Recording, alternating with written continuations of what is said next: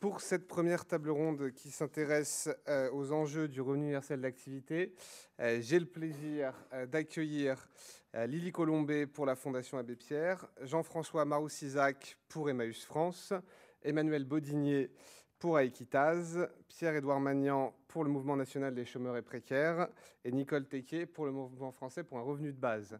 Je vous précise d'emblée que nous avons tenté d'inviter des représentants du gouvernement pour qu'ils viennent nous expliquer leur projet de revenu universel d'activité et ces sollicitations sont restées sans réponse. Alors très rapidement, pour vous présenter le revenu universel d'activité. Donc, cette mesure a été annoncée par le président Emmanuel Macron au mois d'octobre 2018 pour proposer une révolution de la protection sociale de la façon dont il l'entend. Il a repris opportunément le terme de revenu universel auquel il a adossé le mot d'activité, puisqu'il s'agit dans sa tête d'une fusion au moins du revenu de solidarité active et de la prime d'activité, et éventuellement des aides au logement et d'un certain nombre d'autres minima sociaux, la question restant en débat.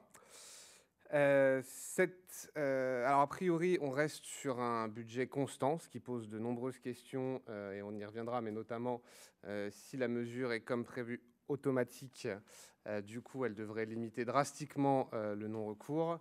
Et le non-recours permet d'économiser chaque année sur le budget du RSA environ 3 milliards d'euros sur un budget global de 10 milliards. Donc si on a un budget constant et que tout le monde touche le revenu universel d'activité, du coup les prestations risquent de baisser, mais on y reviendra. Par contre, il propose du coup un guichet unique pour les prestations sociales, donc une automatisation des versements, ce qui se rapproche des demandes qu'on peut avoir sur le revenu universel d'activité, ce qui peut être potentiellement intéressant. Sur la question du seuil de déclenchement du versement, à ce stade, on a beaucoup de questions et pas beaucoup de réponses. Sur le montant de la prestation également, et sur le fait de savoir si cette prestation est individuelle ou si elle reste familiale, comme l'essentiel des prestations sociales aujourd'hui, nous n'avons pas beaucoup de réponses. Ça m'amène tout de suite à la question du calendrier, puisqu'en fait, cette procédure fait l'objet d'une concertation assez vaste, que je vais vous résumer, sur lesquels les intervenants reviendront, puisqu'en fait, depuis le 3 juin, le gouvernement est en concertation avec les partenaires sociaux, les associations et les collectivités locales. Cette consultation doit durer jusqu'à la fin de l'année, au début de l'année 2020. Depuis le 9 octobre, le revenu universel d'activité fait l'objet d'une consultation publique sur un site internet dédié, et jusqu'au 20 novembre. Dans le cadre de cette consultation, le gouvernement s'est engagé à faire la synthèse publique de toutes les contributions, de répondre personnellement et publiquement aux 20 contributions les plus soutenues par les différents... Parce que en fait, le gouvernement a fait un certain nombre de propositions sur la consultation que vous pouvez commenter, sur lesquelles vous pouvez voter, et les intervenants peuvent également faire d'autres propositions sur lesquelles que les autres intervenants peuvent commenter, sur lesquelles ils peuvent voter. Je ne sais pas s'il y en a d'entre vous qui ont déjà utilisé la plateforme Parlement et Citoyens. Ça fonctionne exactement pareil. C'est un module de concertation assez ouvert et assez intéressant sur le papier. Et le gouvernement a également promis une rencontre avec les 10 contributeurs les plus actifs. Tout ça devant déboucher en janvier 2020 sur un jury citoyen qui donnera un avis éclairé sur à la fois la consultation des partenaires sociaux, des élus et des associations, et à la fois la consultation de tous les citoyens par le biais de cette plateforme. Suite à cet avis éclairé, le gouvernement fera néanmoins ce qu'il entend, et proposera un projet de loi au Parlement dans le courant de l'année 2020, tel qu'il le prévoit aujourd'hui, pour une mise en œuvre technique du premier revenu universel d'activité, quelque part entre 2022 et 2023. Je note au passage que le délégué interministériel qui est chargé du suivi de ce projet jusqu'à son aboutissement est candidat aux élections municipales, et qu'on se demande comment il va réussir à mener tous les combats de front. Très rapidement sur la consultation, je me suis amusé hier soir à regarder l'intégralité de ce qui a été proposé par le gouvernement. Il y a 18 sujets qui ont été mis en débat par le gouvernement qui, globalement, enfoncent un peu des portes ouvertes. Mon préféré, je vous en cite qu'un seul, c'est le dernier, qui est: est-ce que le revenu universel doit faire l'objet d'un financement via la solidarité nationale ? Donc on se demande comment ça pourrait en être autrement, mais le gouvernement précise que parfois, ce sont les départements qui versent les prestations sociales. comme pour l'immense majorité des prestations sociales, le montant est fixé par l'État et l'argent est donné par l'État au département, on ne voit pas tellement ce que ça change. Voilà, il y a quelques questions de ce type qui sont un peu étranges. On se demande où ils veulent aller, mais néanmoins, il y a quelques questions qui nous intéressent plus particulièrement dans l'objectif de l'instauration d'un revenu universel, qui sont: est-ce qu'il faut intégrer les 18-25 ans au versement du revenu universel d'activité, ce qui n'est pas le cas pour le RSA aujourd'hui? Est-ce qu'il faut intégrer l'allocation adulte handicapé au revenu universel d'activité, qui est un énorme sujet sur lequel on reviendra? Est-ce qu'il faut intégrer l'allocation solidarité des personnes âgées au revenu universel d'activité, ce qui, pour des retraités, du coup, serait un peu paradoxal vu la formulation du sujet? Et surtout, est-ce que ce revenu doit être individuel ou est-ce qu'il doit être familial? Donc il y a un certain nombre de sujets qui, pour les porteurs du universel, nous intéressent, et c'est pour ça que je pense qu'il est important que chacun se saisisse de cette consultation pour donner un avis. Le gouvernement fera ce qu'il veut in fine, mais au moins, si on peut leur donner des orientations intéressantes, ce serait toujours ça de prix. Naturellement, il n'y a rien sur le financement, il n'y a rien sur le montant, il n'y a rien sur les questions qui comptent vraiment. On ne sait pas trop quelle est la communication qui a été faite sur le sujet. Pour ma part, même travaillant au Sénat, elle m'avait échappé. Le gouvernement se targue d'un grand nombre de participants. Ils sont quelques milliers à ce stade qui ont voté. Comme il y a beaucoup de sujets qui ont voté plusieurs fois, il y a plusieurs dizaines de milliers de votes. Mais en fait, ça reste assez peu. Et il y a des consultations sur Parlement et citoyens lancées par des parlementaires qui ont fait beaucoup plus, qui ont eu beaucoup plus de succès. Donc les chiffres sont impressionnants de manière assez brute, mais en fait, pas tant que ça. Voilà, je ne serai pas plus long en introduction. Je vais passer la parole à monsieur Marius Isaac pour la fondation Emmaüs, pour Emmaüs, pardonnez-moi, pour nous dire de manière un peu globale la manière dont Emmaüs France voit le revenu universel d'activité. Est-ce qu'ils conçoivent la chose comme un outil potentiellement efficace pour lutter contre la pauvreté? Pardonnez-moi, je suis Fabien Duquesne, je travaille pour le sénateur Gontard, et voilà.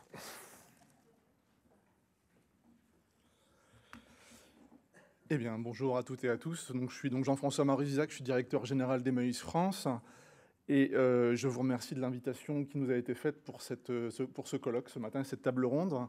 Comme il m'a donné aussi l'occasion de pouvoir présenter quelques instants ce qu'est le mouvement Emmaüs, eh bien, je vais le faire avant d'aller directement sur le sujet du RUA, dont je ne sais pas dire quelle est la réponse que je vais faire encore à votre question extrêmement pertinente.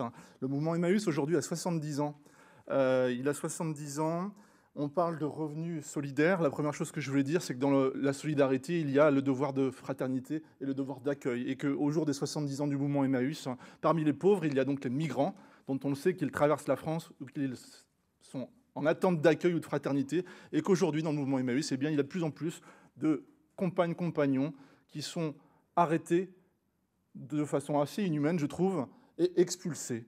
Donc, pendant l'année des 70 ans du mouvement Emmaüs, je trouve que ça fait assez chic de pouvoir vous dire ça aujourd'hui, que ce devoir de fraternité et ce devoir d'accueil inconditionnel, comme il a été énoncé tout à l'heure, on en est encore loin au moment où on parle de revenus solidaires. Le mouvement Emmaüs, en quelques mots, c'est aujourd'hui environ 25 000 personnes en France. C'est un mouvement international qui a été créé par l'abbé Pierre il y a 70 ans. Et donc, un mouvement qui est le plus communément connu par ces communautés Emmaüs qui vont capter des objets qui sont donnés par les particuliers que nous sommes et qui vont ensuite être revalorisés et revendus. Et en échange de cette activité de travail, les personnes vont être accueillies. Mais c'est aussi une activité d'accueil et d'hébergement. La Fondation Abbé Pierre est membre du mouvement Emmaüs en France. La Fondation en est un membre actif et très impliqué. Et donc, on va y retrouver des activités de bailleurs sociaux, d'associations qui vont faire du microcrédit pour les familles qui sont en difficulté, ou encore tout autre dispositif d'hébergement, comme à Paris, Emmaüs Solidarité. Et puis, comme la précarité n'a pas de fin, ou en tout cas, il s'agit de s'adapter à ce besoin des personnes qui sont en situation de précarité, le mouvement, en fait, est devenu une galaxie dans laquelle on va retrouver aujourd'hui aussi toute l'activité autour de l'insertion par l'activité économique, avec des dispositifs entreprises ou chantiers d'insertion. Et je m'arrêterai là pour la présentation rapide de ce qu'est le mouvement Emmaüs en France aujourd'hui. Le revenu universel d'activité. Alors, je participe au titre du Collège des associations à l'ensemble des réunions qui sont organisées par la délégation interministérielle et en lien notamment avec le collectif Alerte. Évidemment, il y a un enjeu majeur aujourd'hui de ce revenu universel d'activité. Le sénateur le disait lui-même, à l'heure où 9 millions de personnes vivent sous le seuil de la pauvreté et que le dernier rapport de l'INSEE indique que le taux de la population étant en dessous de l'indice de pauvreté a augmenté de 0,6 points, évidemment, toutes les questions sont à se poser sur notre solidarité nationale. Cette transformation, en fait, elle est effectivement présentée comme une réforme profonde de la protection sociale de notre pays. Pour ce qui nous concerne, on pourrait considérer effectivement que cette démarche est intéressante, puisqu'elle permet de reposer et de remettre à plat, en fait, les dysfonctionnements potentiels, si on reconnaît des dysfonctionnements, à notre système de protection sociale. On peut donc espérer, mais on peut aussi craindre le pire. On peut aussi craindre le pire. Ça serait ma réponse si je devais faire une synthèse à la question qui m'est posée. C'est à la fois je peux espérer, à la fois je peux craindre le pire.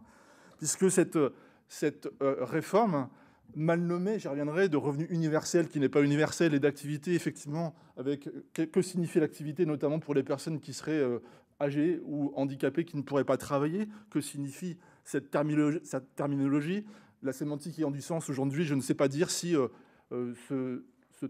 cet acronyme qui a été choisi par le président de la République est pertinent. En tout cas, je pense qu'il ne l'est pas, donc j'ai quand même la réponse à ma question. Et que si nous arrivons à quelque chose in fine, puisque l'architecture globale du RUA, en fait, aujourd'hui, elle n'est pas posée. Elle n'est pas posée. Alors, elle a le mérite, en tout cas, de permettre, en tout cas, de construire quelque chose ou de co-construire quelque chose. En tout état de cause, aujourd'hui, l'architecture globale du RUA n'est pas posée. Donc, je ne sais pas dire, nous ne savons pas dire à quoi nous aboutirons in fine. Et donc, nous pouvons avoir des craintes, puisque le regard que nous avons, en fait, sur ce RUA, effectivement, si on peut considérer que à un moment donné, on peut arriver à quelque chose de mieux que ce qui est proposé aujourd'hui. On peut aussi s'interroger aussi sur la motivation. Effectivement, on pourrait considérer que si on regarde la politique globale du gouvernement, d'un côté, je fais une stratégie pauvreté dans laquelle il y a le RUA et je veux revoir la protection sociale de notre pays. Et d'un autre côté, je prends des décisions en fait, qui vont fabriquer de nouveaux pauvres. De fait, est-ce que le RUA, son ambition, elle est de réduire la pauvreté et éradiquer la pauvreté telle qu'elle a été énoncée effectivement le 13 septembre 2018 par le président de la République, ou est-ce qu'au fond, en fond de ce qui est proposé, on va prendre tout un ensemble de décisions à côté, et le RUA ne sera in fine que la redistribution horizontale des solidarités ou des prestations qui auront été faites et réduites ou restreintes ici ou là. Je pose la question. L'assurance chômage, l'APL, mes collègues y reviendront, ou d'autres dispositions, d'autres décisions qui ont été posées par ce gouvernement qui, in fine, quand on regarde bien la globalité de ce qui est décidé et de ce qui se dessine, je ne vois pas de quelle façon, en fait, aujourd'hui, on réduit la précarité et la pauvreté et on ne permet pas d'en fabriquer de nouvelles. Donc l'ambition de ce RUA, je ne la connais pas fondamentalement dans la bouche du président de la République. Évidemment, l'année dernière, il l'a exposée, mais aujourd'hui, je ne la connais pas fondamentalement parce que je ne sais pas à quoi ça aboutira. Est-ce que ça sera un filet de protection? Est-ce que ce sera de la lutte contre la pauvreté? Est-ce que ce RUA mal nommé sera le réceptacle de toutes les réductions des prestations qui auront été offertes ou des durcissements de l'accès aux droits que nos concitoyens subiront dans les années à venir? Par ailleurs, le RUA n'est qu'une projection, comme il était évoqué juste avant, pour 2022-2023. Mais et aujourd'hui, pour les situations pour les précaires d'aujourd'hui, qu'est-ce qui se passe quand on ne réindexe pas les prestations familiales, les allocations logement, et que le RSA n'a pas augmenté. Aujourd'hui, la précarité, on le disait en introduction, se durcit et s'élargit auprès de nos concitoyens. Qu'est-ce que je peux encore avoir à en dire? Nous, on a quelques lignes rouges qui sont affichées. Notamment, ça tourne autour d'un triptyque qui est la mise en place d'un revenu minimum garanti permettant de vivre dignement, ce qui signifierait déjà de pouvoir revenir sur ce qu'est vivre dignement. Un accompagnement renforcé et personnalisé, une politique audacieuse pour faciliter l'accès des plus précaires à la formation professionnelle et à un travail décent. Je vais reprendre un peu ce triptyque sans y passer trop de temps pour que la parole puisse être ensuite passée à mes collègues, mais voilà le triptyque sur lequel on s'appuie et qui formeront du coup nos lignes rouges. Assurer un revenu minimum garanti décent. Effectivement, le revenu doit être versé automatiquement et ne pas être quérable. Ce qui ne veut pas dire qu'on est dans une simplification et une numérisation qui complique encore plus l'affaire de nos concitoyens. Le montant doit être suffisant. Il doit être versé sans contrepartie obligatoire, ce qui ne signifie pas qu'on ne doit pas rendre de compte à la société, mais il doit être versé sans contrepartie obligatoire puisque c'est un droit et un droit à vivre dignement. L'accompagnement renforcé personnalisé. Aujourd'hui, il est extrêmement variable. Les personnes peuvent attendre pendant des mois avant de bénéficier d'un accompagnement digne de ce nom. Donc nous demandons à ce que cet accompagnement soit rapide, efficace et adapté à chacune de nos concitoyens, à chacun et chacune de nos concitoyens. Aussi que cette proximité par la forme des maisons de services au public soit développée et qu'à moins d'un quart d'heure de chez eux, nos concitoyens puissent avoir accès à un service public. Il s'agit aussi de développer, c'est le troisième et dernier point du triptyque que j'ai développé, une politique audacieuse pour faciliter l'accès à l'emploi de qualité et à la formation professionnelle plus précaire. L'emploi de qualité, évidemment, on sait très bien qu'aujourd'hui, si c'était le plein emploi en France, il y a longtemps qu'on le saurait. Et donc, ça n'est pas si simple que ça. C'est pour ça qu'on espère, dans le plan d'investissement dans les compétences, qu'il y ait une politique renouvelée de la formation professionnelle, d'insertion et d'emploi, que nous espérons dans le plan IAE, insertion par l'activité économique, qui a été lancé par le président de la République il y a quelques temps, et que ça ne soit pas simplement une redistribution en fait de ce qui a été pris sur les contrats aidés il y a 2 ans, 200 000 emplois aidés qui ont été supprimés. On dit aujourd'hui que dans l'IAE et l'insertion par l'activité économique, on recrée 100 000, on redéploie une enveloppe de 100 000 emplois. Eh bien aujourd'hui, est-ce que cette réalité en fait sera bien réelle? Et ensuite, est-ce qu'au fond, on ne sera pas simplement sur un jeu perdant-perdant? Voilà, les quelques lignes rouges, elles sont posées. Pas de perdant de le quintile le plus pauvre de la population. Ça ne peut pas se faire à budget constant. Ça n'existe pas, simplement avec le non-recours et l'automaticité. On dépensera plus en matière de solidarité pour les droits de nos concitoyens. Il ne peut pas y avoir de contrepartie. Et par ailleurs, pas de fusion des APL, pas d'intégration de l'ASPA et de la AH. Et surtout, une participation des personnes concernées, puisque aujourd'hui, ça a été le choc de la participation qui avait été annoncé par notre président de la République, le choc de la participation sur les personnes concernées. Aujourd'hui, pour participer moi-même à l'ensemble de ces réunions, quelques personnes du CNLE sont associées à ce travail autour du RUA, mais on est loin de ce choc de participation qui permettrait de construire un dispositif qui serait adapté à ceux qui en ont le plus besoin, à ceux qui savent de quoi ils ont besoin pour leur avenir. Je vous remercie.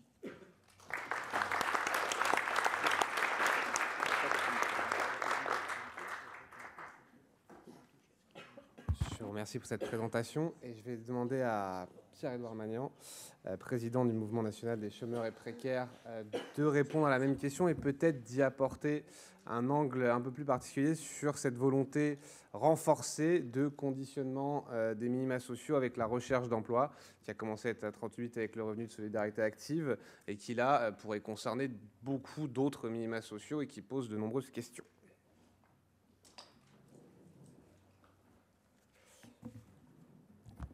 Merci beaucoup.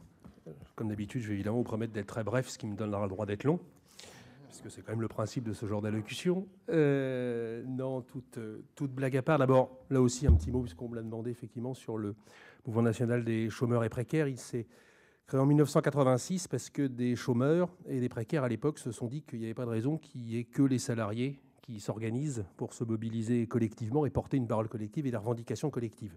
Démarche totalement syndicale, mais il est vrai qu'en France, la sémantique syndicale renvoie forcément au monde du travail, et j'allais dire, pour refiler la métaphore du sénateur, au monde de l'emploi, puisqu'on a eu tendance effectivement à aligner les deux.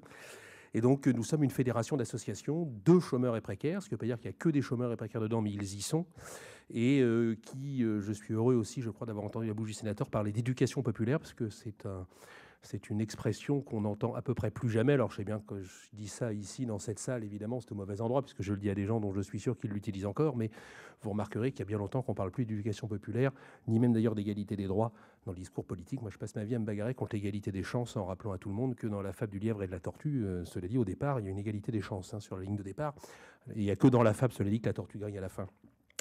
Donc voilà, et le MNCP est basé d'abord sur une démarche d'accueil, et je m'associe complètement à ce qui a été dit, cette notion d'accueil, des gens qui sont effectivement aujourd'hui en précarité, qui sont réduits souvent à être un numéro, qui ont peur de pousser la porte des institutions, parce que qui dit institution dit contrôle aujourd'hui, et alors en ce moment pour les chômeurs, je peux vous dire que c'est un sujet absolument majeur. donc d'être accueilli de manière inconditionnelle. On pourra faire le lien avec le revenu, mais l'accueil aussi doit être inconditionnel. La notion de défense des droits. Aujourd'hui, on maîtrise tous assez mal nos droits, et plus on est dans la précarité, moins on les maîtrise, et moins surtout on se sent finalement en droit de les faire valoir. Et donc c'est un véritable sujet. La construction d'une parole collective. Les chômeurs et les précaires ont des choses à dire, et pas uniquement de manière individuelle et immédiate, mais aussi de manière collective et de long terme. Et puis évidemment une démarche de mobilisation. Nous on continue de croire, même s'il est évidemment extrêmement difficile à construire, mais on continue de croire au rapport de force, on continue de croire à la mobilisation collective, et on continue de croire à la nécessité de se faire voir et de se mobiliser ensemble absolument partout, aussi bien dans des salles de réunion que dans la rue, ou déjà dans des CAF ou dans des agences Pôle emploi. Alors sur le revenu, revenu universel d'activité, on va tous le dire chacun à notre manière, c'est effectivement, il y a une contradiction dans les termes par définition. S'il est d'activité, il ne peut pas être universel. Je pense que en fait, le en même temps macronien est un oxymore permanent. Donc effectivement, quand on veut faire en même temps universel et d'activité, on n'y arrive pas, et à la fin, on fait que d'activité et surtout pas universel. Et donc effectivement, c'est absolument, je dirais, ça ne tient absolument pas debout. Et ça tient d'autant moins debout qu'effectivement, comme on explique que le financement sera grosso modo le même, alors on nous sous-entend de temps en temps qu'il pourrait y avoir un petit effort. J'aime bien d'ailleurs le mot effort, toujours très intéressant. Les riches font beaucoup d'efforts quand ils payent quelque chose. Par contre, les pauvres, ils font jamais d'efforts. Donc c'est toujours la rhétorique et la sémantique est toujours la même. On sait effectivement très bien que le peu qui sera donné un peu plus sera repris de l'autre. Et en tant que mouvement de chômeurs, j'en veux pour preuve ce qui va se passer autour de l'assurance chômage à compter du 1er novembre prochain, où on va prendre sur les 3 ans qui viennent plus de 3 milliards d'euros aux chômeurs, qui, c'est vrai, ne savent pas quoi faire de leur argent, donc ils seront contents d'en redonner à la collectivité. On va effectivement leur taper très fort sur la tête. Et d'ailleurs, en fait, à force de sortir des chômeurs de l'assurance chômage, on va les envoyer au RUA, puisque le RUA s'annonce de manière quasi certaine comme un KGB dans lequel on fourrera le maximum de pauvres, parce qu'il a un avantage, le RUA. Je dirais aujourd'hui, vous ne voyez pas dans les médias de publications mensuelles ou trimestrielles des statistiques nationales du RSA. Ce n'est pas un sujet médiatique. Tout le monde s'en fout, globalement, à part nous. Et par contre, le chômage, ça, les médias, ils adorent. Ils sortent la statistique mensuelle, trimestrielle, et puis on en parle, et puis on fait des taux, on fait des comparaisons de catégories de machin. Plus vous mettez de gens dans la pauvreté, plus vous mettez de gens dans un revenu que je ne qualifierais donc plus d'universel, mais uniquement d'activité.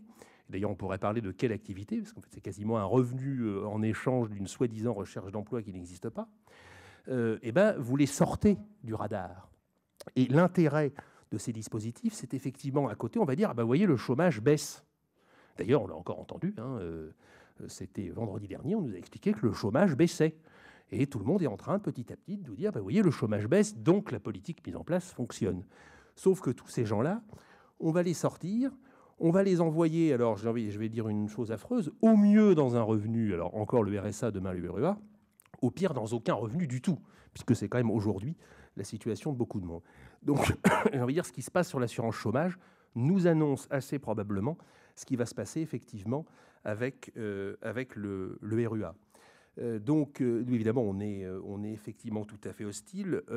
Au-delà du sujet du revenu de base et de ce que développera nos amis du MFRB, le droit à survivre n'est pas un droit, c'est un devoir collectif à l'égard de chaque individu.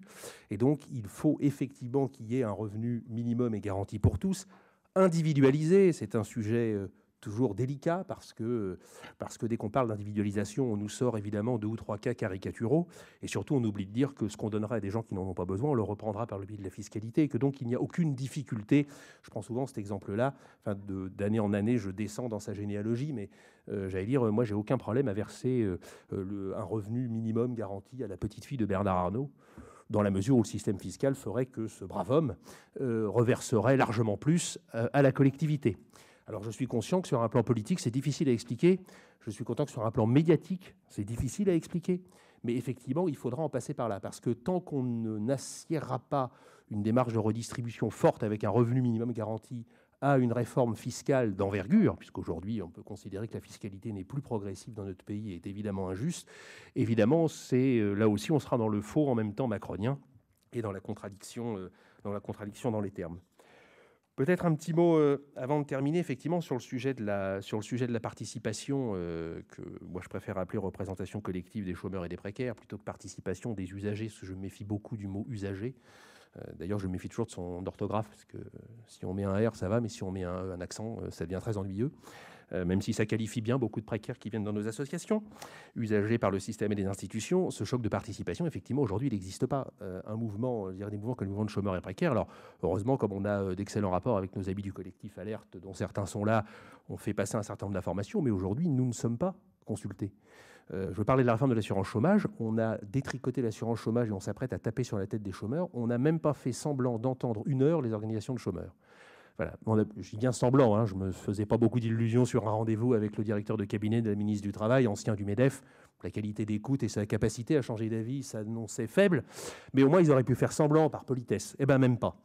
Donc le choc de participation, effectivement, il n'a pas eu lieu. Par contre, le choc, j'allais dire, il prend souvent plutôt l'allure d'une batte de baseball ou d'une grosse enclume pour la tête, sur la tête, effectivement, des chômeurs et des précaires. Donc, effectivement, pour finir, et peut-être même faire 30 secondes de mieux que ce qu'on m'a annoncé, je tiens à dire qu'il ne doit pas y avoir de conditions au droit à vivre. Et il n'y a pas de droit à vivre sans un revenu que je vais qualifier de minimum et garanti pour ne pas rentrer dans le débat tout à fait passionnant. D'ailleurs, ce n'est pas péjoratif dans ma bouche, c'est un débat plus philosophique.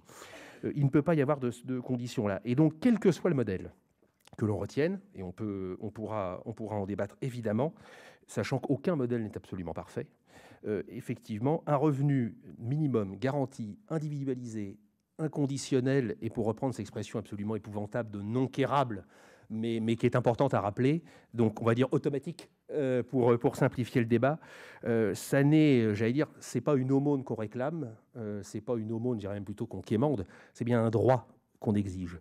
Et donc, je dirais l'intérêt de ce colloque, et je remercie évidemment les organisateurs de cet échange, c'est effectivement de permettre de dire que le revenu minimum garanti est un droit que l'on doit gagner, et est un droit qui est aujourd'hui indispensable, qui n'est pas respecté aujourd'hui et qui ne sera toujours pas respecté avec la mise en place du RUA, pour employer un sigle que le président de la République lui-même ne voulait pas employer. Il a évidemment là-dessus, et c'est déjà un premier signe, échoué totalement en moins de 15 jours.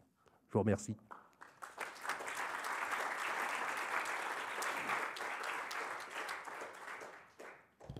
Je vais inviter au pupitre Lily Colombet avec la même question et peut-être un angle un peu plus spécifique sur l'allocation pour l'aide pour le logement, pardonnez-moi, et sur toute la complexité qu'engendre sa potentielle intégration au RUA. Oui, bonjour, merci beaucoup. Je vais peut-être commencer par présenter rapidement la Fondation Abbé Pierre, donc, qui a été créée en 1987 et reconnue d'utilité publique en 1992, et qui travaille donc notamment sur la question du logement des personnes les plus défavorisées. Donc voilà, la Fondation Abbé Pierre est évidemment un acteur de la concertation sur le RUA, notamment au sein du collectif Alerte, mais aussi au sein du collège logement, donc avec une focale qui est la sienne, celle du logement des personnes les plus défavorisées. Donc du coup, dans mon exposé, je vais essayer de vous parler plus spécifiquement des enjeux de l'intégration des APL dans le revenu universel d'activité. Pour nous, c'est un chantier de long cours, comme on l'a expliqué, le calendrier est assez étendu, qui est à la fois lourd de menaces, mais aussi qui comprend quelques promesses. Et c'est difficile aujourd'hui se positionner avant d'avoir les arbitrages du gouvernement, ou au moins des premières hypothèses de travail avec des simulations qui sont précises. Néanmoins, la négociation et la concertation se fait dans un climat de vigilance globale au vu des dernières décisions gouvernementales. Pour nous, il y a plusieurs risques. Le risque, c'est tout d'abord le discours de Macron à l'annonce de la stratégie pauvreté en 2018, qui promettait une fusion des minima et des APL, tout cela conditionné à l'insertion. Les risques, c'est aussi les multiples coupes dans les APL depuis 2017 et même avant, qui montrent que finalement nos craintes ne relèvent pas du tout de la paranoïa. Malgré le fait que Macron ait promis de ne pas toucher aux APL, depuis 2017, les attaques se font à répétition. Tout d'abord, on a appelé les APL inflationnistes de manière complètement injustifiée. Ensuite, il y a eu des coupes considérables sur les dépenses depuis 2 ans. Pour vous en citer quelques-unes, la coupe des 5 € par mois en octobre 2017, le gel des APL depuis 2018, donc leur non-indexation sur l'inflation, la réduction de loyer de solidarité et les changements de calcul avec tout le processus de contemporanéisation. Voilà, je l'ai bien dit. Donc voilà, toute cette concertation se fait dans un climat de méfiance globale où on sait que malgré le discours qui se veut parfois volontariste et avec des vocations d'amélioration de notre système de protection sociale, dans la réalité, les choix politiques qui sont effectués, les arbitrages économiques qui sont faits sont à la défaveur des personnes les plus défavorisées sur la question du logement, entre autres. Donc, par rapport au positionnement de la FAP sur la concertation, nous, on était frontalement opposés à ce qui a été proposé au début d'une fusion entre les APL et les minima sociaux. Pour une raison simple, c'est que les APL ne sont pas des minima sociaux. Elles ne s'adressent pas du tout à la même catégorie de personnes et elles s'ouvrent à des catégories de population beaucoup plus larges. Aujourd'hui, les APL bénéficient à 6,6 millions de personnes, de ménages en France, soit 13,7 millions de personnes, selon les chiffres publiés très récemment par l'adresse en octobre 2019. Et donc, du coup, ces APL, elles ne sont soumises aujourd'hui à aucune forme de contrepartie, ce qui n'est pas le cas de minima sociaux comme le RSA. Au contraire, aujourd'hui, ce que le gouvernement propose, et a un peu évolué sur cette position de fusion, il propose une sorte d'articulation fine. Qu'est-ce que ça veut dire? On ne sait pas encore vraiment, mais en tout cas, nous, on est plutôt ouvert à ça, avec une certaine méfiance quand même, dans la mesure où ça permettrait de conserver l'identification à part du supplément logement du RUA, donc ce serait le nouveau nom des APL, et le fait que ce supplément logement soit identifié à part du RUA socle permettrait deux choses. Le premier, c'est l'affectation du loyer via le tiers payant, c'est-à-dire le fait que les APL soient directement versés au bailleur et non pas à l'allocataire, ce qui offre une garantie assez importante pour le bailleur, et c'est quelque chose auquel on tient à la Fondation Abbé Pierre. Et la deuxième chose, c'est que les APL peuvent être consignées en cas d'indécence d'un logement, par exemple. Le fait d'avoir un supplément logement identifié permet de ne pas effectuer le versement au bailleur concerné par le logement indécent, afin de finalement lui mettre la pression pour qu'il effectue les travaux nécessaires ou la rénovation du logement nécessaire. Donc pour nous, c'est pour ça que c'est important que les APL restent un supplément et une allocation identifiée dans ce revenu universel d'activité.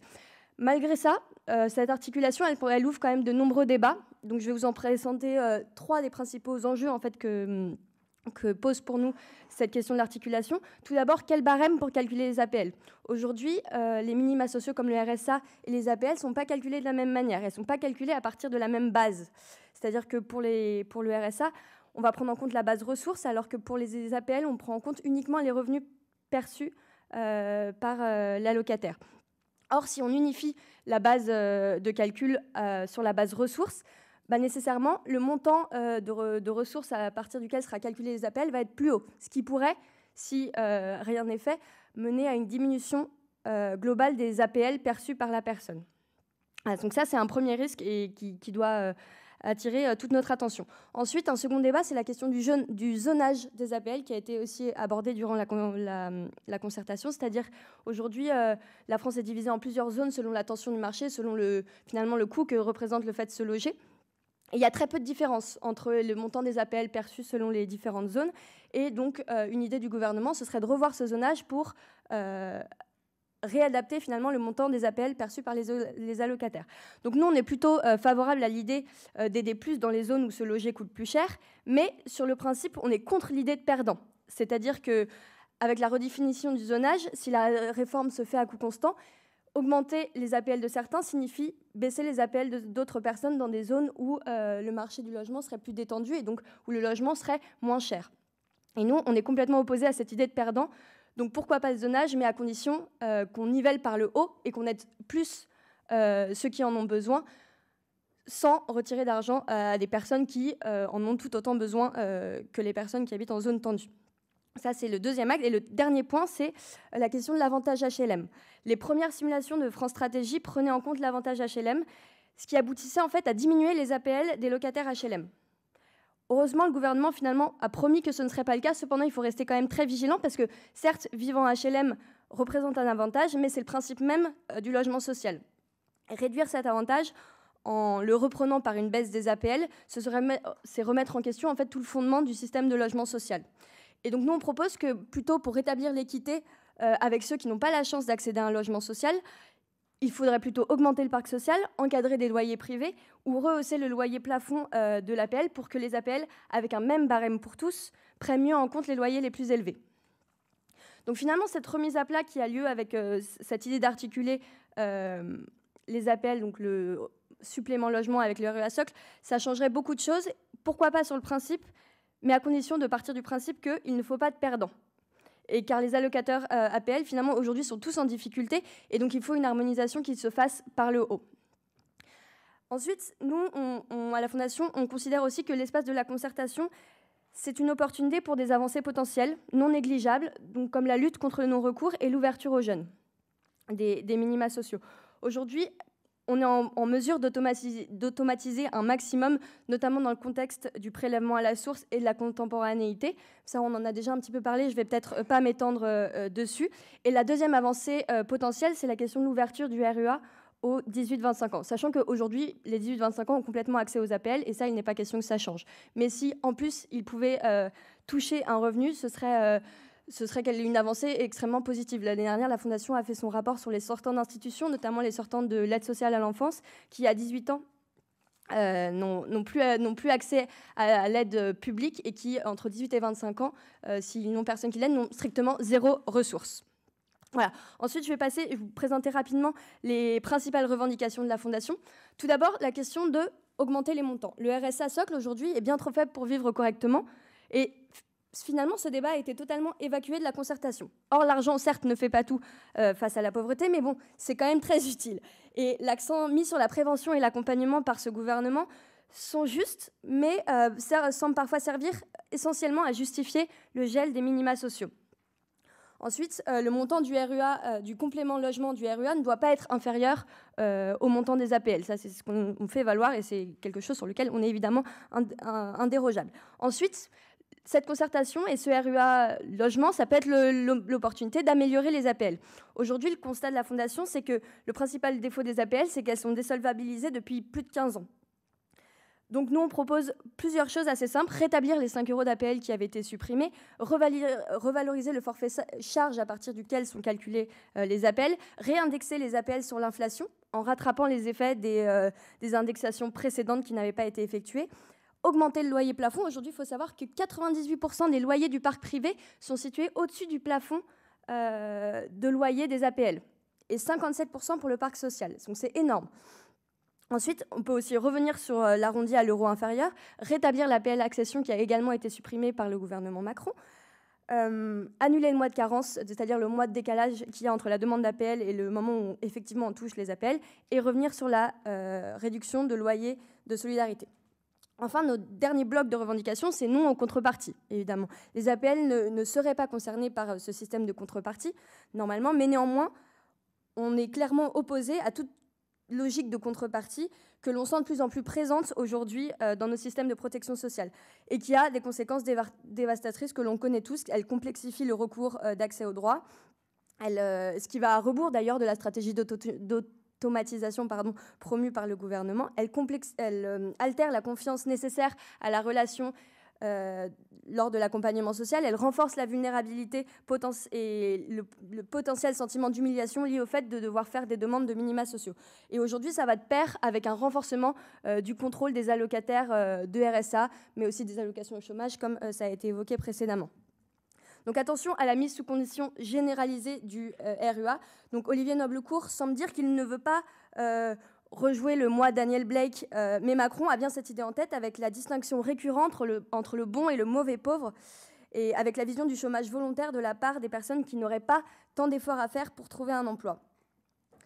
Et donc voilà, pour finir, globalement, nous, cette concertation, on pense qu'on a des choses à la fois à gagner ou à perdre, et qu'en tout cas, elle ouvre des débats extrêmement intéressants et très complexes sur lesquels il nous manque encore de convaincre et l'opinion publique et le gouvernement, d'où l'intérêt d'utiliser l'espace de la concertation pour faire avancer nos idées.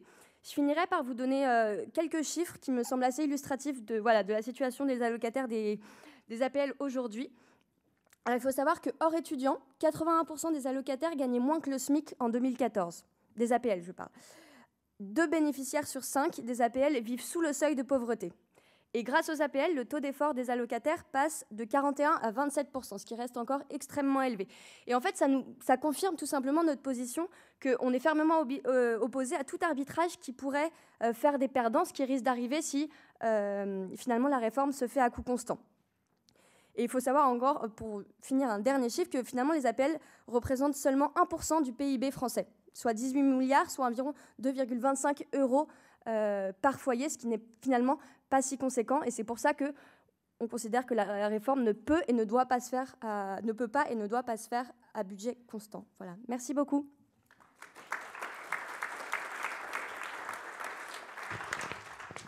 Merci beaucoup. Pour l'intervention suivante, je vais inviter Nicole Tequier du Mouvement français pour un revenu de base au pupitre et lui poser une question toute bête. Est-ce que, au regard de ce que je vous ai déjà dit et au regard de ce qu'elle a analysé, le revenu universel d'activité ressemble à un revenu universel d'existence? Non. Bonjour. Oui, donc merci. En tant que membre du MFRB, je vais évidemment m'attarder sur le lien qui existe entre revenu de base universel qu'on défend au Mouvement français pour un revenu de base et le projet de revenu universel d'activité qui est porté par le gouvernement. Alors, je commencerai par un petit point sémantique et historique aussi, puisque les terminologies sont évidemment très proches. Et je m'attarderai ensuite sur les enjeux politiques qui sont sous-jacents à chaque proposition. Alors peut-être pour rappeler, Fanny en a parlé aussi en introduction, mais donc la définition du revenu de base que nous défendons, c'est vraiment l'idée d'une garantie de revenus distribuée à l'ensemble des membres d'une communauté, que l'on travaille ou non, donc de façon inconditionnelle, sans contrepartie. L'un des objectifs, c'est vraiment de s'assurer finalement que personne ne soit laissé sur le bas-côté, et donc de garantir à l'ensemble des citoyens, des citoyennes, des conditions de vie dignes. Et c'est évidemment pas le cas aujourd'hui quand on voit, on en a déjà parlé, mais la situation du fait du taux de non-recours qui est très élevé, puisque par exemple sur le RSA, un tiers des personnes qui devraient pouvoir toucher le RSA n'en font pas la demande.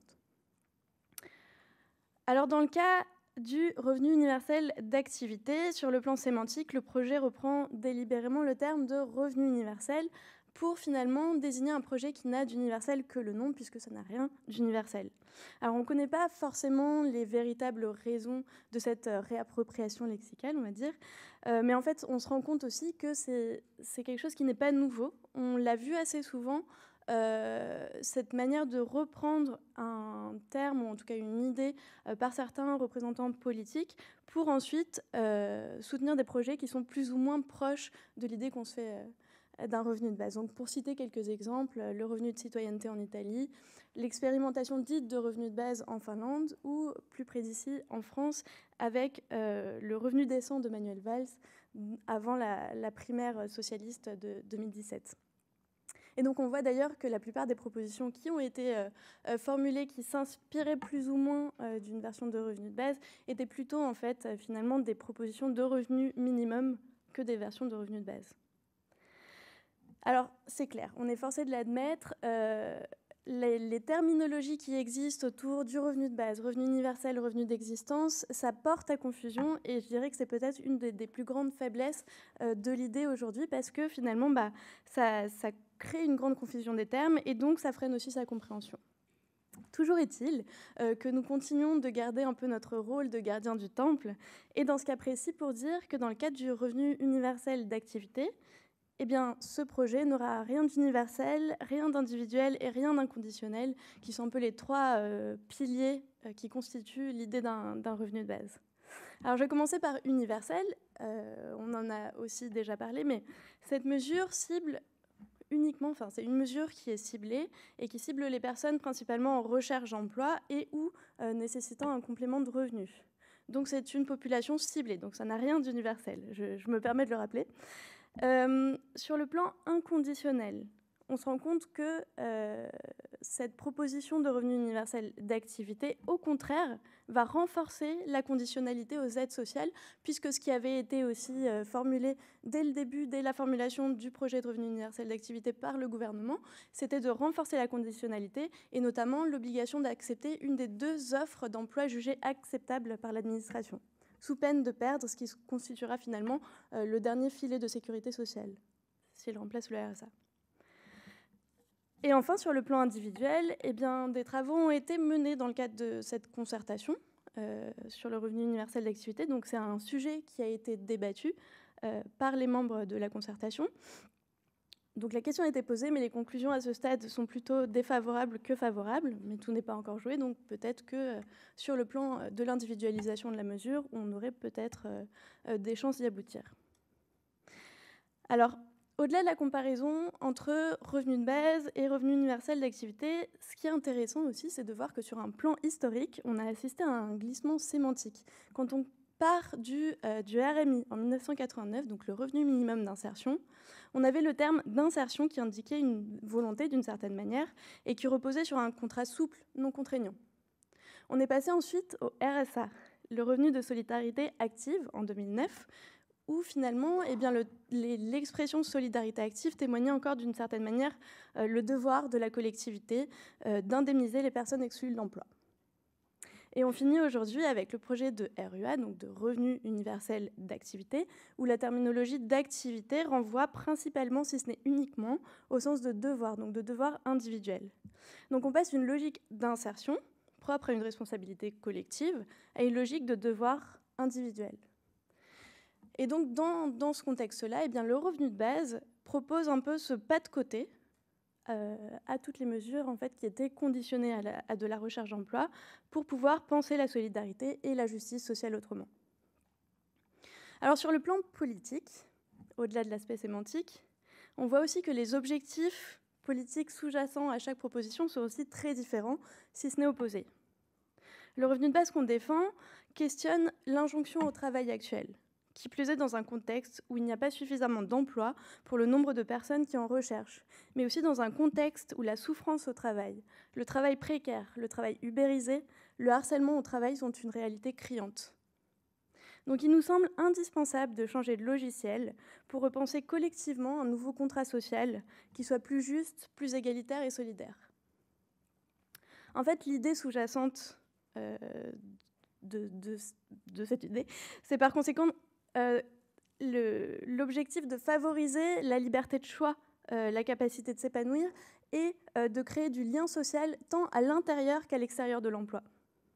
Et en cela, le revenu de base s'oppose au revenu universel d'activité, en tout cas dans ce qu'on connaît à l'heure actuelle, dans sa logique qui vise avant tout la remise au travail des personnes au chômage, et ce, quitte à les sanctionner plus durement.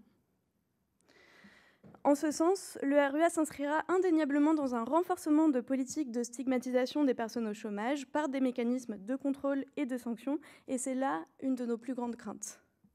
Car au-delà des divergences politiques ou sémantiques, nous sommes particulièrement inquiets des conséquences possibles de cette réforme. Alors au MFRB, on a toujours assumé un peu l'aspect utopique que pouvait avoir un projet comme le revenu de base, parce qu'il aspire à un projet qui est radicalement différent de celui qu'on connaît aujourd'hui. Mais malheureusement, aujourd'hui, on se retrouve aussi dans une situation où, avant même de pouvoir œuvrer à notre horizon idéal, on se trouve finalement dans une situation où on doit davantage chercher à freiner les risques de régression sociale qui sont de plus en plus importants aujourd'hui. On l'a vu avec le chômage, les retraites, et on pense que ce sera malheureusement aussi le cas du REA. Alors notre gouvernement actuel a beaucoup misé sur ce mythe culpabilisateur de l'assistanat, parlant de droits et de devoirs des citoyens et citoyennes, et oubliant trop souvent qu'avant de pouvoir accomplir ses devoirs, il fallait pouvoir se voir garantir des droits.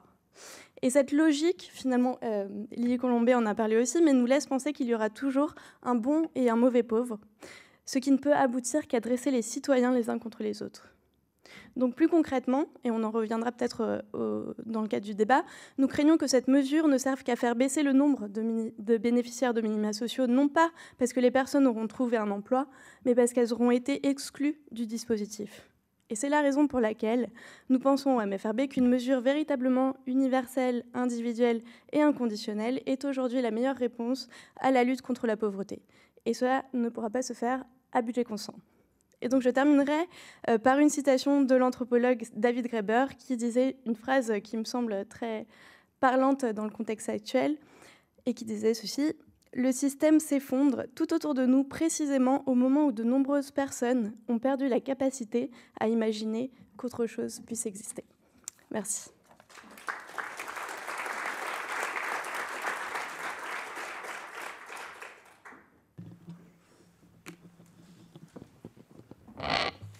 Merci beaucoup.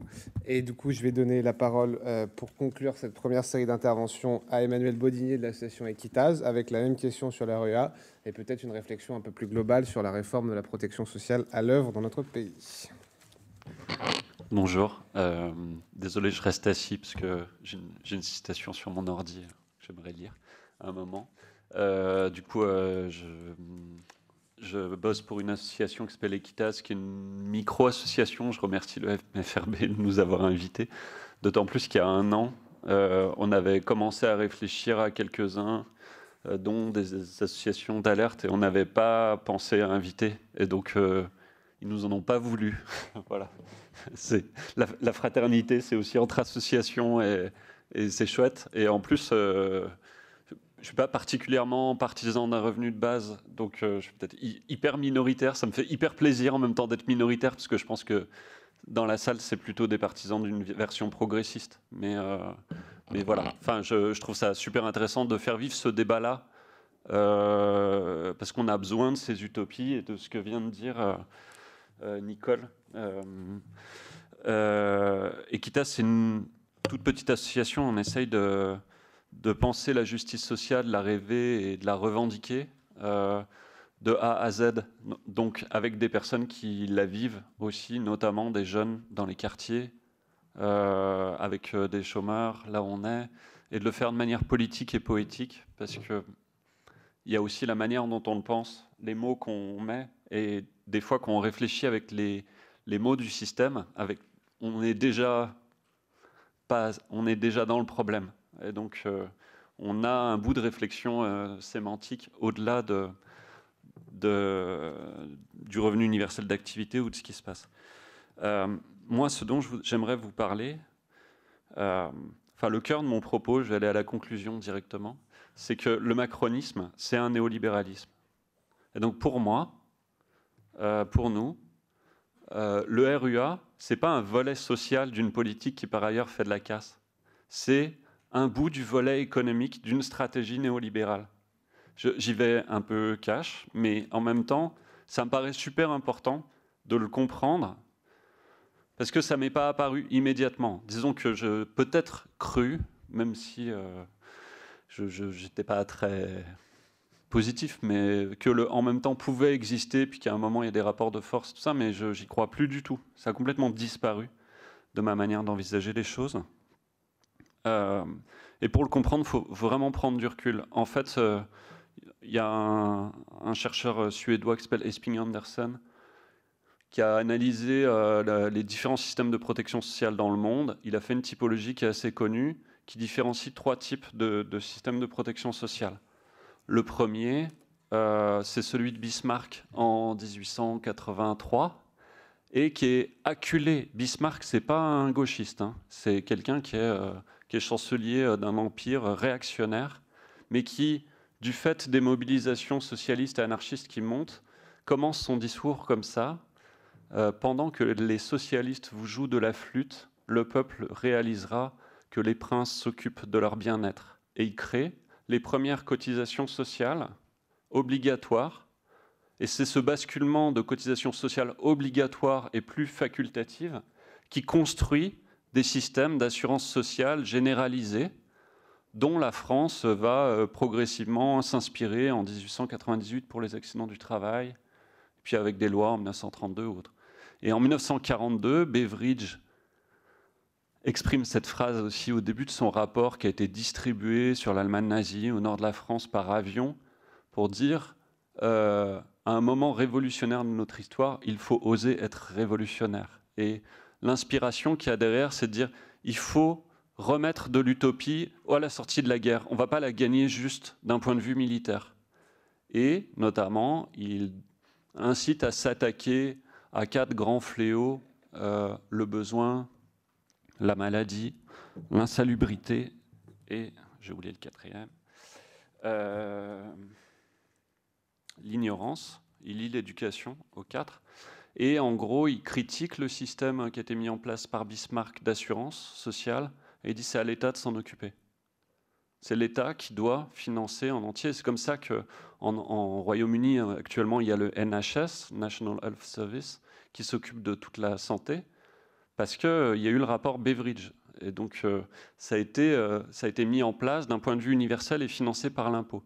En fait, on a ces 3 systèmes. On a, du coup, suite au rapport Beveridge, 2 autres systèmes qui se créent. Un système qu'on peut appeler Beveridgien universel, qui va être mis en place dans les pays scandinaves et qui va s'attaquer au fléau de manière élevée en liant la lutte contre ces fléaux à l'universalité et à la citoyenneté. Donc c'est pour tous les membres d'une société, et avec du coup un système très haut d'assurance chômage, très haut d'éducation, très haut de protection, retraite, et un système qu'on va appeler Beveridgien bas ou résiduel, c'est-à-dire c'est universel aussi, mais en fait c'est un filet de sécurité. C'est-à-dire que la plupart des protections sont amenées par des assurances privées, soit payées par l'entreprise, soit payées par le salarié ou l'entrepreneur, mais il reste universel, mais il est bas. Donc c'est uniquement pour ceux qui ne vont pas être couverts par le marché du travail. Et donc on a 3 systèmes. Un système qui était mis en place avant la guerre, notamment en France et en Allemagne, qui fonctionne sur des assurances sociales. Un deuxième système Beveridgien haut dans les pays scandinaves. Et un troisième système Beveridgien bas ou résiduel dans les pays anglo-saxons.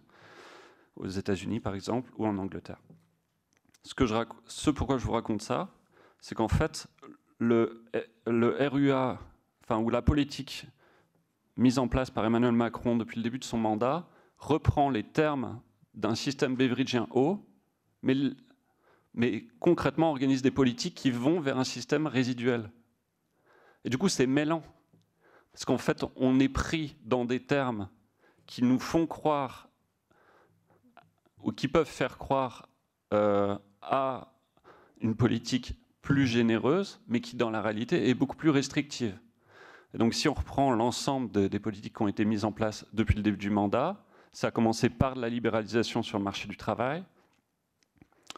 Les APL, aujourd'hui 18 milliards, mais la contribution de l'État, elle s'est effondrée, puisqu'elle était à 15,5 milliards, et dans le budget 2020, elle est à 12 milliards. Donc on a perdu 3,5 milliards d'euros distribués plutôt à ceux que présentait Lily, mais ça sans concertation. C'est-à-dire qu'il n'y a pas eu de grande concertation pour cette perte de 3,5 milliards d'euros. Et ce pourquoi on s'attaque aux APL, c'est parce que ça n'a aucune incitation à aller sur le marché du travail. Enfin, pour moi, c'est assez clair. C'est-à-dire que c'est perçu comme des allocations passives. Et on les reçoit, mais on n'a pas de contrepartie à apporter. Je pourrais parler de la suppression du compte pénibilité, d'un certain nombre de critères pour obtenir la retraite quand on a été maltraité, justement, à un moment sur le marché du travail, ou de l'assurance chômage, ça a été évoqué. Et donc, le projet de RUA arrive à ce moment-là. Il arrive avec ce passé-là, où on considère que la valeur, elle est créée sur le marché et pas ailleurs. Le reste, ça ne veut pas dire que l'État n'a pas de responsabilité, mais il a une responsabilité résiduelle. C'est ma citation. C'est que dans le discours, il y a un homme de paille. Vous voyez ce que c'est un homme de paille en rhétorique? C'est quand on invente un adversaire imaginaire. C'est-à-dire personne ne défend cette position, mais on attribue cette position à quelqu'un en se disant « c'est contre ça que je me bats ». Et notamment, c'est contre l'ultralibéralisme, le capitalisme financier. Emmanuel Macron a fait un discours à Genève l'année dernière qui est très très bien fait pour ça. La citation que je voudrais vous lire, c'est « Il n'y a pas de raison pour que le gouvernement d'une société libre s'abstienne d'assurer à tous une protection contre un dénuement extrême sous la forme d'un revenu minimum garanti ou d'un niveau de ressources en dessous duquel personne ne doit tomber. » C'est Friedrich Hayek, c'est-à-dire le théoricien du néolibéralisme. L'homme de paille, c'est l'ultralibéralisme. Ça serait le fait que des gens ne veulent plus d'État. Mais en fait, ça, c'était au début c'était lors de la première mondialisation, à la fin du 19e siècle. Depuis, en fait, on pense que, même les théoriciens du néolibéraux pensent qu'il faut un État. Il faut un État qui assure un minimum qui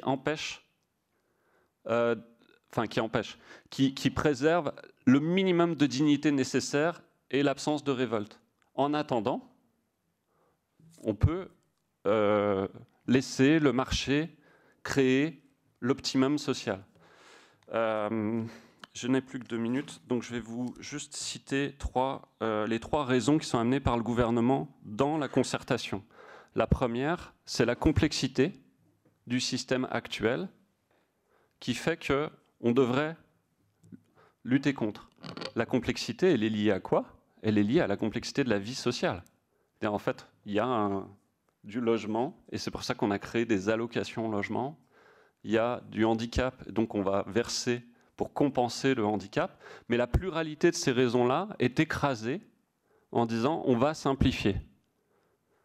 Mélangeant la complexité des dispositifs tels qu'ils sont vécus par les personnes et la complexité, en fait, perçue par les gouvernants pour inciter au marché. La deuxième raison qui est amenée par le gouvernement, c'est une citation du Premier ministre, la justice sociale, c'est de faire en sorte que le travail paye.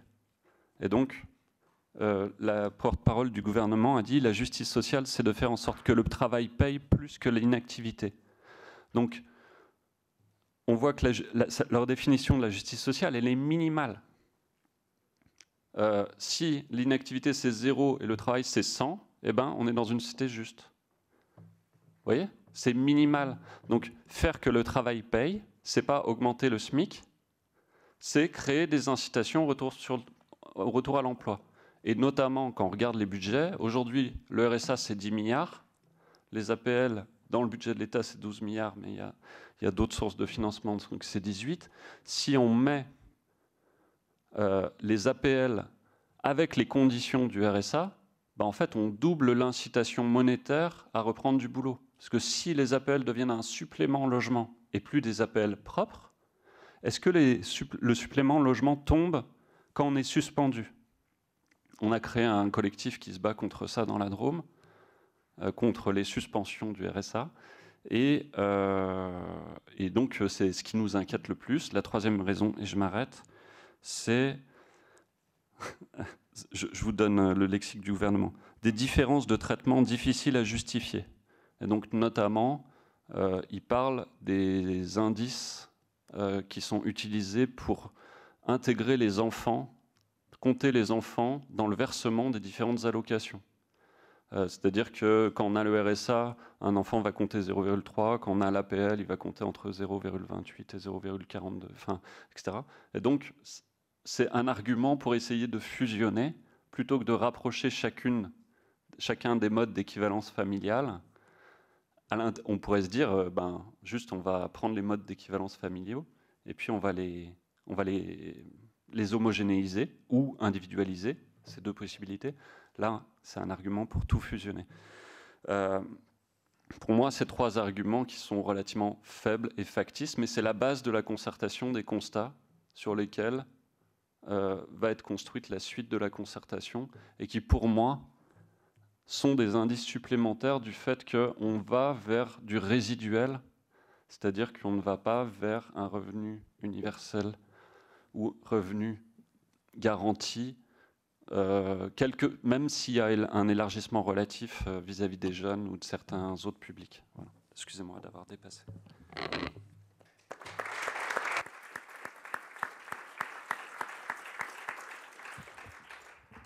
Merci infiniment à tous les 5. On va donc pouvoir avoir un échange avec la salle. On court avec un quart d'heure, 20 minutes de retard. Donc je vous propose de tenir cet échange jusqu'à 12h15, histoire de finir effectivement à 12h20.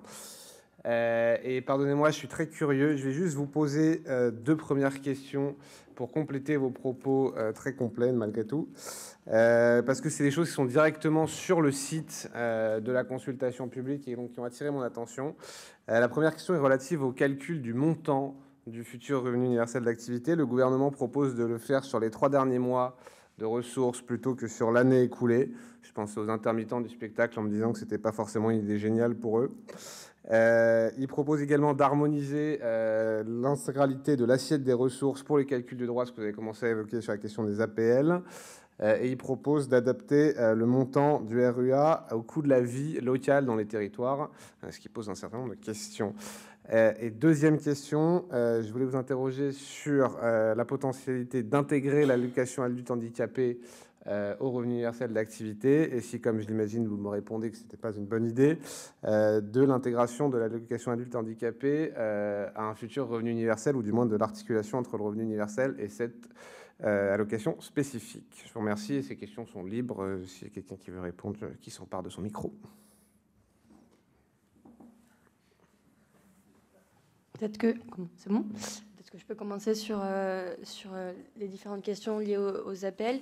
Effectivement, nous, c'est des sujets qui nous préoccupent parce que c'est...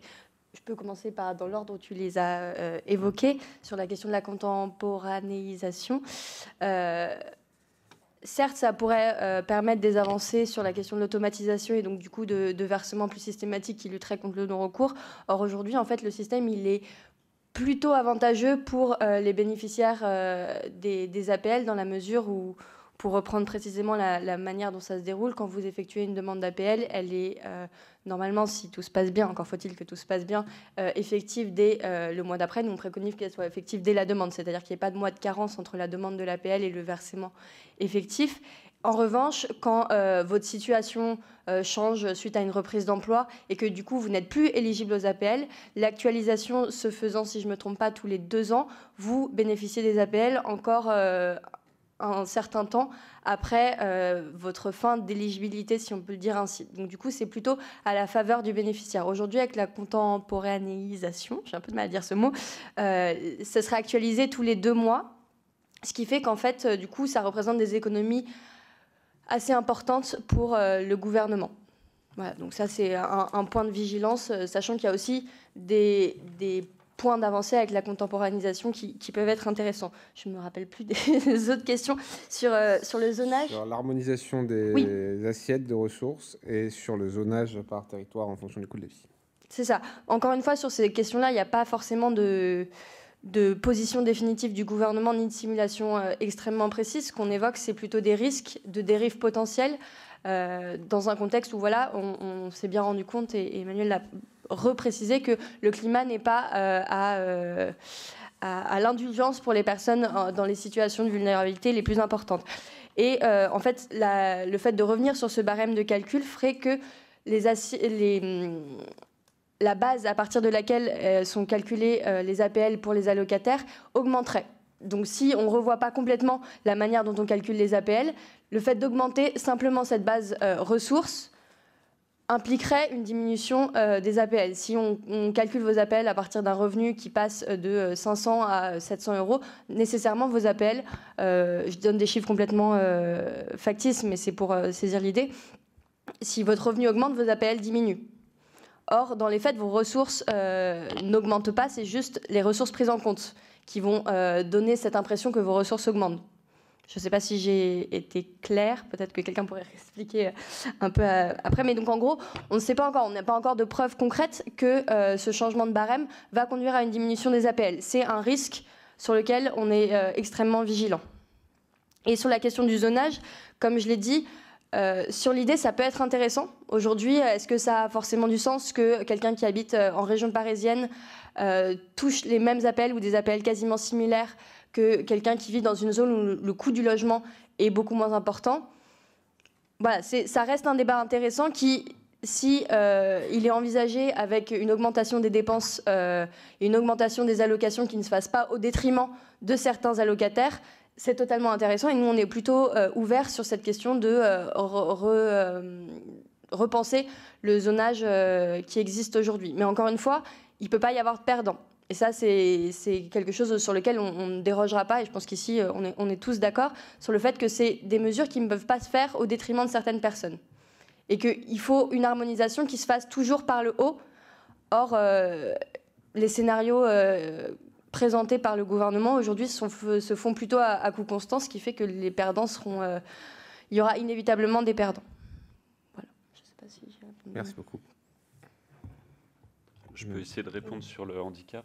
Oui. Parce que, en tout cas, les associations avec lesquelles on travaille, notamment l'APF, sont sont extrêmement contre toute fusion. C'est de la position des collègues. Et il y a une espèce d'indice que c'est quand même assez... il y a 2 indices qui montrent que ça peut être assez dangereux pour eux.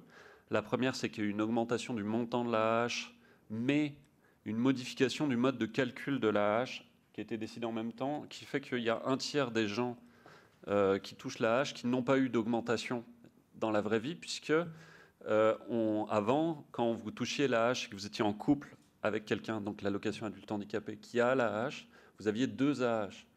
Donc c'était individualisé. Et maintenant, vous êtes considéré comme un couple, donc mutualisant des coûts. Donc il y a une diminution du montant. En fait, il n'y a pas eu d'augmentation du montant pour les personnes qui sont en couple, plutôt. Donc il n'y a pas eu de baisse, mais il n'y a pas eu d'augmentation.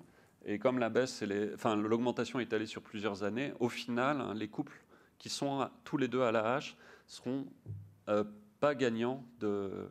Donc c'est un peu technique, donc impossible à expliquer rapidement dans les médias.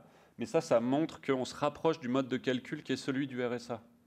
Et donc, c'est-à-dire qu'on ne se représente pas l'AAH comme une compensation liée à l'existence d'un handicap, mais comme un minimum social. Vous voyez ? Donc cet indice-là rend incertain, rend en tout cas suspicieux sur l'objectif de l'intégrer. Le deuxième, c'est qu'on nous a sorti, moi je ne fais pas partie de la concertation, mais j'ai vu les schémas, des schémas dans lesquels on a montré l'impact de la reprise d'activité pour les personnes qui sont l'AAH, qui ont un côté intéressant, mais ça n'avait rien à voir. Je veux dire, comment est-ce qu'on peut imaginer que, vu le niveau de discrimination que vivent les personnes handicapées, le problème, ce soit les incitations monétaires à la reprise d'activité. Ça ne veut pas dire qu'il ne faut pas que les personnes soient gagnantes si elles reprennent du boulot financièrement. Mais en même temps, c'est extrêmement étrange de le mettre en avant comme un objectif de la réforme et de ne pas s'attaquer à l'ensemble des discriminations que vivent ces personnes-là. Merci. Quelqu'un d'autre ou on passe la parole à... Oui. Je veux bien parce qu'en fait, c'est une première grande victoire de com' du gouvernement. C'est que, vu ce qu'on se prend dans la tête, on fait tout le temps des procès d'intention et malheureusement, on a raison. Mais du coup, comme on part du principe que ce qu'ils vont nous proposer va être de faire des économies sur le dos de ceux qui n'ont déjà pas grand-chose, immédiatement, tout le monde se replie en disant « Ah, attention, touche pas à mon allocation ». Et j'en ai eu l'occasion d'en parler avec un nombre d'organisations. Donc, évidemment, ceux qui, je dirais, les associations représentatives des personnes handicapées ne touchent pas à l'âge, les personnes représentatives des personnes âgées ne touchent pas au minimum vieillesse, les chômeurs ne touchent pas à mon allocation chômage. Bon, en même temps, il n'y en a déjà plus. Ils ont plus. Alors, il y a la SS, mais je dirais pour le coup, la SS ne va pas être compliquée à fusionner, si ce n'est que les chômeurs perdront le fait que le seul avantage de la SS sur le RSA aujourd'hui, c'est qu'à la SS, vous validez vos trimestres de retraite. J'ai bien dit valider, parce que vous cotisez 0, mais vous validez vos trimestres. Ce qui, malheureusement, peut quand même fait une grosse différence avec le RSA. Bref, le vrai sujet, c'est que c'est un sujet de montant. Si un revenu minimum inconditionnel, je dis n'importe quoi, mais était à 1 000 €, je suis sûr que les gens trouveraient moins dangereux de fusionner les minimums vieillesse et l'AAH dans un revenu de base. Ou dans un revenu, pour faire plaisir à Nicole, un revenu de base, mais quel que soit ce qu'on met dedans. Donc il y a évidemment un sujet de montant, et il faut toujours faire attention, parce que quand on défend nos spécificités, il faut bien rappeler qu'on les défend parce que ce qu'on nous annonce, c'est évidemment un revenu inférieur, donc il est évidemment inacceptable. Et dans le contexte actuel, je ne peux évidemment que soutenir ce qui a été dit sur les aides au logement et sur l'AAH. Et on pourrait parler aussi du minimum vieillesse, avec le côté rigolo, effectivement, de verser un revenu d'activité à des retraités qui, statistiquement, sont des inactifs. Je dis bien statistiquement parce qu'on fréquente tous le milieu associatif, on sait bien que les retraités sont loin d'être des inactifs. Donc il y a évidemment ce sujet de montant qui est très important.